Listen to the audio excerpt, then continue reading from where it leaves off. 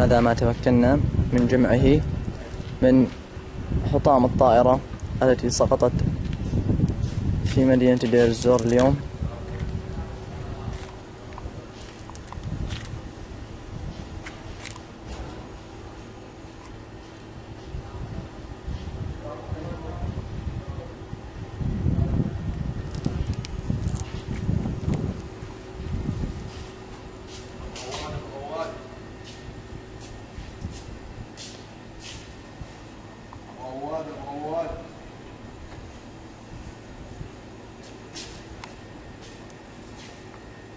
من ابو عبد الرحمن؟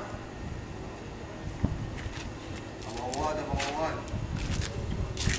هات طيارتك يا اسد. الله ينعلك، الله يخزيك.